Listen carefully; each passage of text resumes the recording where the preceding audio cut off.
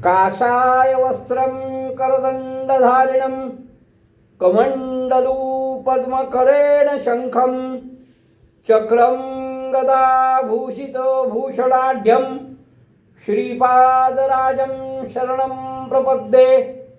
नमो जन्मभूमी जिथे जन्म झाला, नमो आर्यभूमी जिथे वाढीला, नमो कर्मभूमी जिथे गुप्त झाला। नमस्कार माझा सद्गुरु दत्तात्रेयाला। अवधूत चिंतन श्री गुरुदेव दत्त। साधकांनो, काल आपण बघितलं राजा चित्रवर्मा याला जी कन्या झाली सीमंतिनी, ती अतिशय सुस्वरूप सुंदर देखणी, हे सगळं काल आपण बघितलं। आणि तिचं भविष्य अनेकांनी अनेक प्रकारे वर्तवलं, पण एका ब्राह्मणाने तिला 14व्या वर्षी वैधव्य योग प्राप्त होईल असं सांगितलं होतं। आणि त्यांच्याकडे आलेल्या याज्ञवल्क्य पत्नी, विद्याविदुषी, ज्ञानवंत, तपोवंत अशा मैत्रिणी त्या कन्येला सोमवार व्रत सांगितलं होतं। राजाने अतिशय आनंदाने आपल्या कन्येचा विवाह पण केला होता। सगळे वराडी निघून गेले होते। प्रत्येकाला सन्मानपूर्वक राजाने उपहार दिले होते, ब्राह्मणांना दक्षिणा दिल्या होत्या आणि अतिशय प्रेमाने काही दिवस आपल्या मुलीवर प्रेम असल्या कारणाने मुलीच्या प्रेमापोटी काही दिवस त्या चंद्रगंधाला आपल्याकडे ठेवून घेतलं होतं, बाकी सगळ्यांना पाठवून दिलं होतं। हा राजपुत्र सासऱ्याच्या घरी राहतोय, अतिशय प्रेमाने अतिशय आनंदाने कालक्रमण चाललं आहे। आणि एक दिवस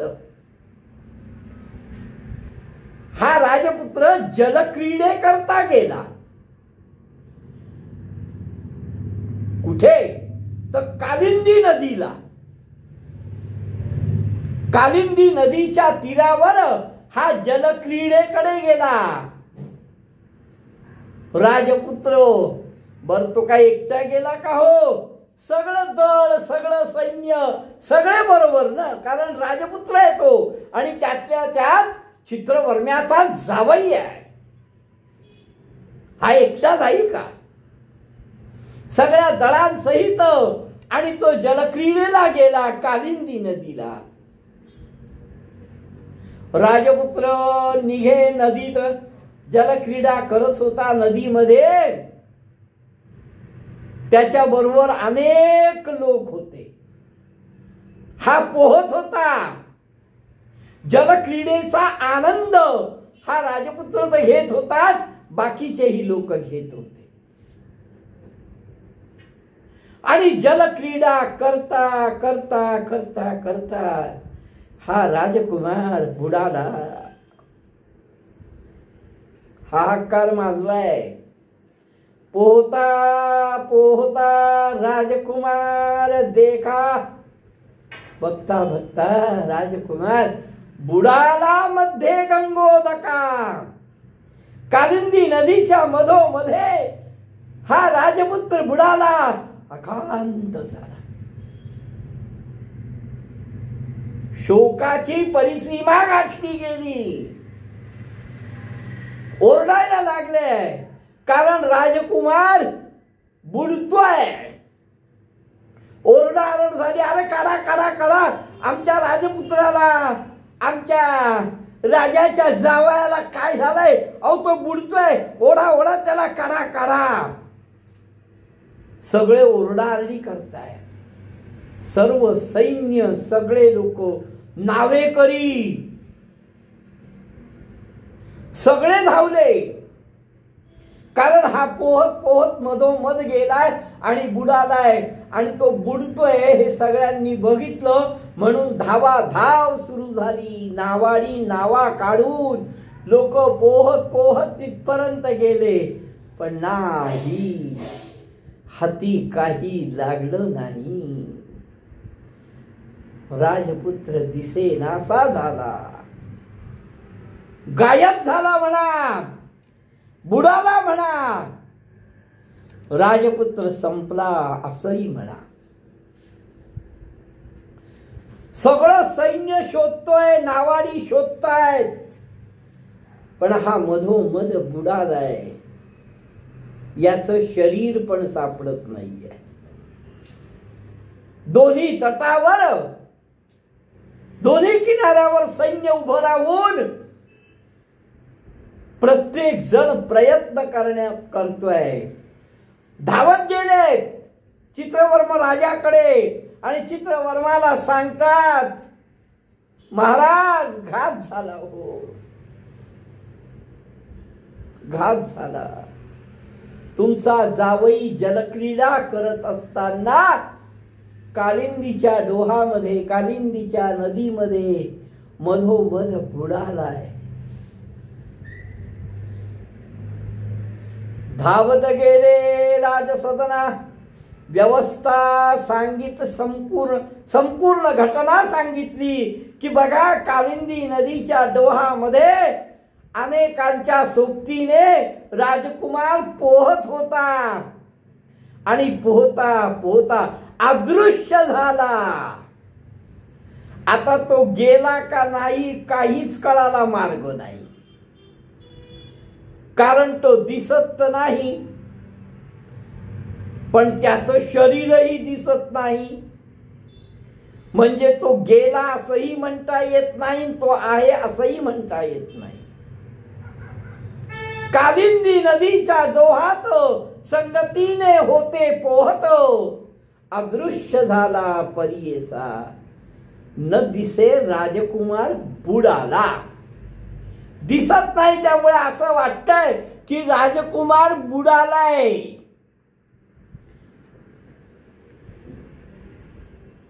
फार अघटित घडलंय राजन. हो महाराज, फार वाईट झालं, हो फार वाईट झालं.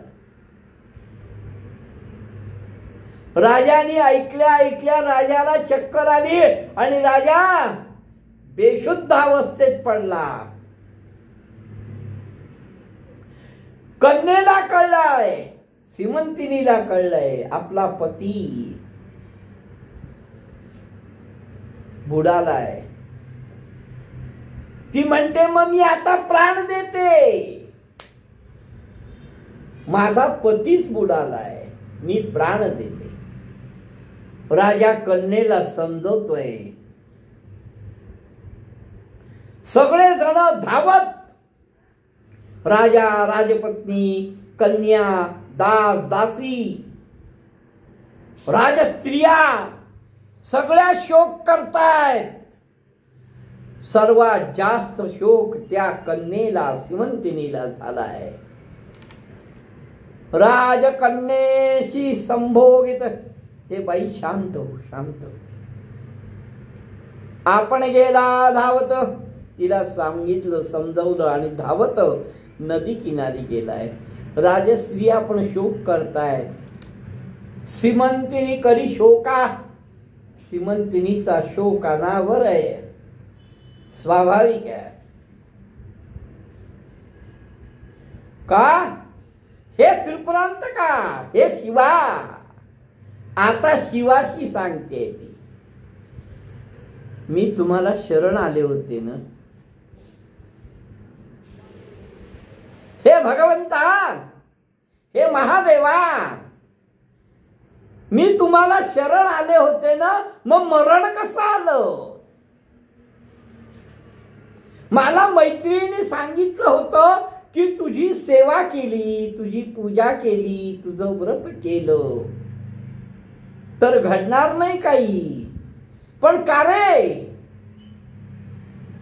हे त्रिपुरांत का, मी तुझी सेवा केली, तुझं व्रत केलं, तरीही हे असं कसं घडलं? अरे 14व्या वर्षी मला खरंच विधवा पण आलाय. मृत्यू 14 वर्षी जाण, म्हणून धरले तुझे चरण. माझं भविष्य असं होतं, 14व्या वर्षी मला वैधव्य योग येणार होता आणि तो येऊ नये म्हणून मी तुझी सेवा केली, तुझं व्रत केलं. मग ते वाया गेलं का व्रताचरण? मी तुझं जे व्रत केलं, मला मैत्रिणींनी सांगितलं म्हणून मी तुझं व्रत केलं, मग ते व्रत वाया गेलं का? शिवा, त्रिपुरांतका, महादेवा, बोला आता, माझं व्रत वाया गेलं का? तव देणे अढळ सकळा. अरे तू सगळ्यांना जे जे काय दिलंस ते अढळ दिलंस, मग माझीच उपेक्षा का केलीस? मलाच का नाही दिलंस? अपकीर्ती तुझं केवळ. आता तुला ही अपकीर्ती लागेल. काय की तू शरणागताचं रक्षण करतोस नाही. हे असं घडल्याने तुझी अपकीर्ती होणार आहे. भगवान शिवाला सांगते आहे.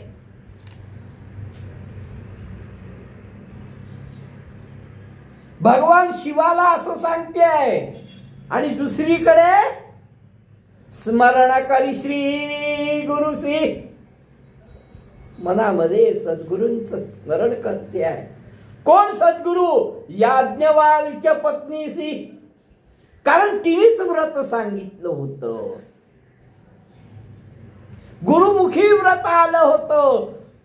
याज्ञवल्क्य पत्नी ही तिची गुरु झाली होती आणि तिने सांगितलं होतं.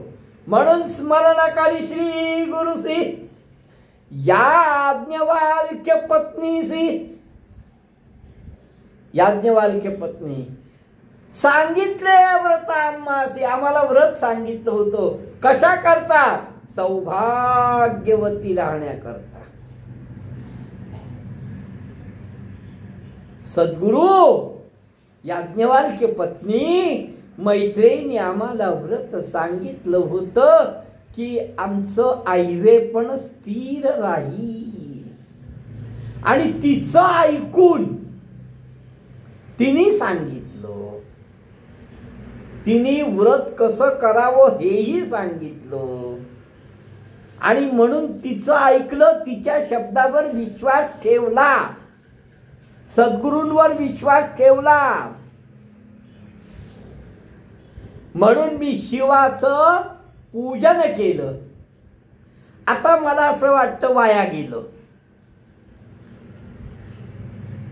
तिने सांगितलं, तिच्यावर विश्वास ठेवला, म्हणून मी सद्गुरूंचं पूजन केलं. पण आता मला असं वाटतं वाया गेलं. हे ती शोकामध्ये आहे, ती दुःखामध्ये आहे, म्हणून ती हे सगळं बोलते आहे. नक्की काय घडणार आहे पुढे? गुरु आपल्यावर कधी बोल घेतील का? कारण ती गुरूंनाही बोलते, शिवालाही बोलते. शिवही आहे आणि शिव हा आद्य गुरुही आहे. अशा प्रकारचा तिचा दुःखाचा उद्वेग होतोय असं म्हणा. ती पण रडत गेली आहे. आणि माझा पती अदृश्य झालाय, बुडालाय, मग मी पण गंगेमध्ये प्रवेश करते असं म्हणून ती निघाली. ऐसे दुःख प्रलापत सीमंतिनी जाय रडत रडत चालली आहे. गंगा प्रवेश करीन म्हणत, मी आता गंगेमध्ये प्रवेश करणार आहे. आणि ती अतिशय वेगाने कालिंदी नदीकडे, गंगेकडे निघाली आहे. पित्यानी ते बघितलं, त्याला सांगितलं, अहो ती सीमंतिनी सुद्धा म्हणते की मी गंगेत जाईन, कारण माझा पती बुडालाय. पिता देखो नयनी. वडिलांनी, राजांनी, चित्रवर्म्यांनी हे बघितलं, त्याला वाईट वाटलं, पण धावत गेलाय आपल्या मुलीला पकड, अगं बाई असं नको वागू ग, नको जाऊ ग. आपल्या मुलीला पकडलं, तिला आलिंगन दिलं आणि अत्यंत दुःख करतोय. बघा, राजा दुःख करतोय, श्रीमंतिनी दुःख करते, राजस्त्रिया दुःख करतायत, संपूर्ण राष्ट्र दुःख करते. मंत्र्यांना आणि पुरोहितांना बोलवलं की आता काय करायचं.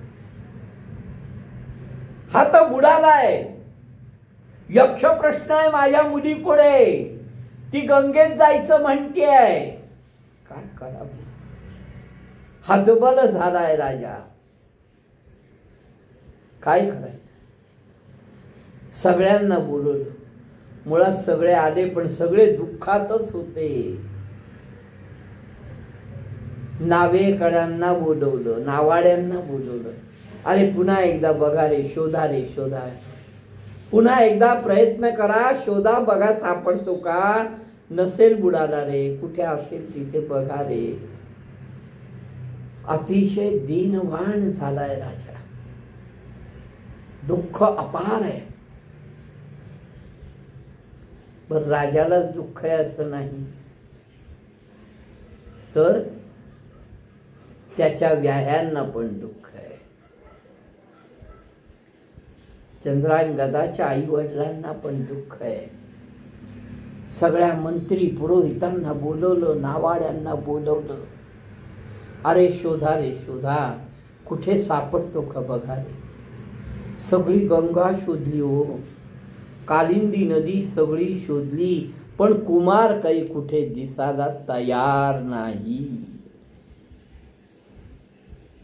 बर त्याचं शरीरही दिसेना, प्रेतही दिसेना. शोक करतायत सगळे, श्रीमंती शोक करते. राजा तिला समजावून सांगतोय, अगं बाई शांत हो. कशी शांत होणार होती. अहो, राजा स्वतःच शांत नाहीये, तो स्वतः शोक करतोय, पण तो कन्येला सांगतोय शांत हो. राजकुमारांचे सेवक, चंद्रांगदाचे सेवक आहे, त्यांनाही अत्यंत दुःख झालंय आणि त्यांनी दुःखावेगातच इंद्रसेन राजाला, जो चंद्रांगदाचा पिता आहे, चित्रवर्म्याचा व्याधी आहे, त्या इंद्रसेनाला कळवलेलं होतं. ऐकोन इंद्रसेन,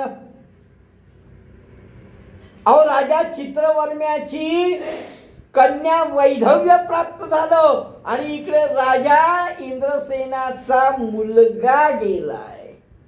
पुत्र दुःख फार वाईट असतं, लक्षात ठेवा. भार्या दुःखे पुनर्भार्या, पितृदुःखे दिनत्रयो, मातृदुःखे क्षणमासो, पुत्र दुःखे दिने दिने. राजा इंद्रसेनला अतिशय दुःख झालं आणि आपल्या पत्नी समवेत तो सुद्धा कालिंदी नदीच्या तीरावर आला. आला तया मृत्यूस्थळा, त्या मृत्यू ज्या ठिकाणी राजकुमार गायब झाला, अदृश्य झाला, बुडाला, त्या ठिकाणी आला. दोघे राजे एकमेकांना भेटले, दोघेही दुःख करतायत. कोणी कोणाचं सांत्वन करायचं आहे, कारण एकाच्या मुलीचा पती म्हणजे त्या मुलीला वैधव्य योग आहे आणि एकाचा मुलगा, एकाचा जावई, एकाचा मुलगा केलाय. कोणी कोणाचं सांत्वन करावं. शोक करीती दारुण, दोघही अतिशय दुःख करतात. हा हा, कुमाराला काय झालं असं म्हणून आक्रोश मांडलाय. संपूर्ण परिसर शोकमग्न झालेला आहे. स्वाभाविक आहे, वय नाही, आणि अशा याच्यात अशी घटना, हा पुत्रा ताता, हे बाळा, हे राजकुमारा, असं म्हणून इंद्रसेन गडबडा लोळतोय. दुःखावेग प्रचंड आहे. मंत्री सगळे जण त्याला समजवतायत. नगरातले लोक, आता नगरातल्या लोकांना दुःख झालंय, मंत्र्यांना दुःख झालंय, पण तरीही ते समजवण्याचा प्रयत्न करतायत. नगर लोक सुद्धा दुःख करतायत. इंद्रसेन म्हणतोय, कुठे गेला माझा राजसूत? सीमंतिनी म्हणे, कुठे गेलाय माझा पती? खिन्न झाले सगळे समस्त. माता, पिता, सासू, सासरे हे सगळे सीमंतिनीकडे बघून, तिचा दुःखावेग बघून ते सगळे खिन्न झालेत. ती म्हणतेय, कुठे गेलाय माझा पती? कुठे गेलाय? कोणत्या स्थानाला गेलाय? ती पण जमिनीवर लोळते आणि आपल्या हाताने आपल्या कपाळावर मारून घेते. ललाट हसते पिटिले. तिच्या शोकाला पार नाहीये. स्वाभाविक आहे, 14 वर्षाचीच आहे हो. तिच्या शोभाला पार नाही. ती आपल्या वडिलांना म्हणते, बाबा मी आता प्राण देणार आहे. बरं, चित्रांगदा, चित्रवर्म्याला ती सांगते, चंद्रांगदा शिवाय मी राहू शकत नाही. मी आता माझा प्राण देणार आहे. अहो, विधवा म्हणून या संसारात काय भोग भोगणार आहे मी? कोण विधवा म्हणून राहील? वाचून या संसारासी वैधव्य कोण भोगील? अहो, या संसारात राहून वैधव्य कोण भोगेल? सगळ्या ब्राह्मणांना विचारणार ते राहताय की आता राजकुमार तर गेलाय, पण मग हिनी सहगमन कसं करायचं? कारण सहगमनाकरता पती असणं आवश्यक आहे. म्हणजे पतीचा देह, पतीचं मृत शरीर असणं आवश्यक आहे, तर सहगमन करता येईल.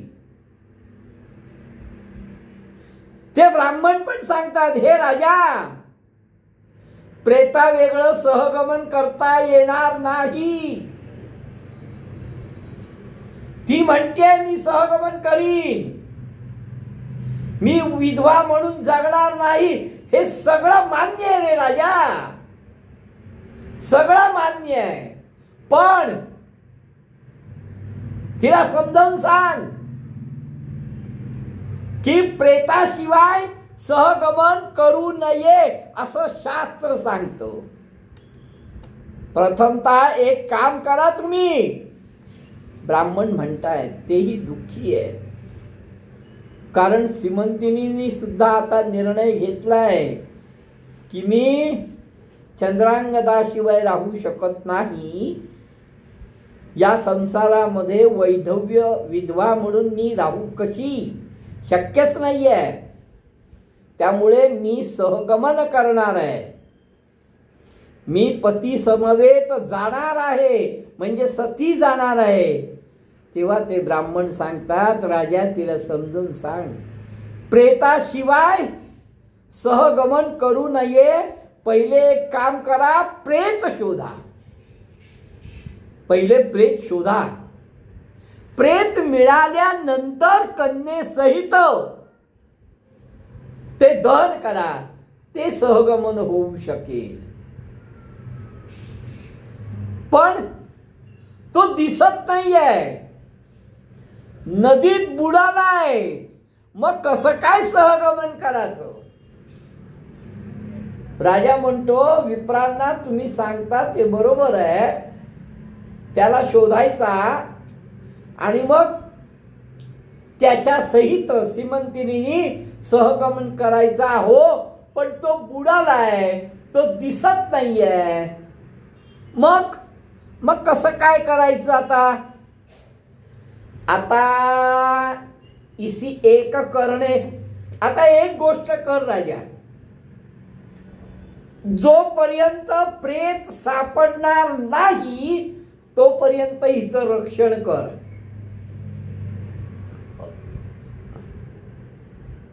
कारण प्रेत सापडल्याशिवाय सहगमन करता येणार नाही. त्यामुळे राजा तू आता एक कर, जोपर्यंत प्रेत सापडत नाही तोपर्यंत हिचं रक्षण कर, हिला सांभाळ. पण त्याच्या आधी हिला सहगमन करता येणार नाही. प्रेत सापडणं आवश्यक आहे. त्यामुळे ती जे सहगमन करणार असं म्हणते ते शक्य नाही हे राजन, असं विप्र सांगतायत, ब्राह्मण सांगतायत. ऐकून या द्विज वचने राजाने ते ब्राह्मणांचं बोलणं ऐकलं आणि कन्येला हात जोडून विनवतोय. कारण ती शोकात आहे. तिचा त्रागा प्रचंड झालेला आहे. प्रचंड आक्रोश करते. तो तिला सांगतो, बाई बघ, तुला सहगमन करायचं आहे मान्य आहे ग, पण प्रेत नाही तर तू सहगमन कसं काय करणार? आणि ब्राह्मण सांगतायत प्रेत असल्याशिवाय सहगमन करता येणार नाही. त्यामुळे ही बाई प्रेत सापडेपर्यंत राहा, प्रेत सापडेपर्यंत थांब, सहगमनाचा विचार करू नकोस. प्रेत तर सापडू दे, प्रेत सापडल्यावर बघू ग. ऐसे व्याकुळ दुःख करीती, असं व्याकुळ होऊन राजा तिला समजावून सांगतोय. मंत्री समजावून सांगतायत, पुरोहित समजून सांगतायत. हे बाई, जे होणार असेल ते ब्रह्मादिकांना सुद्धा चुकलं नाहीये. तीव्रता कमी झाली आहे पण चुकलं कोणालाच नाही. कशाला तू एवढं दुःख करतेस? मंत्री आणि पुरोहित म्हणतात, राजा तिला समजाव आणि तू सुद्धा नको रे दुःख करू.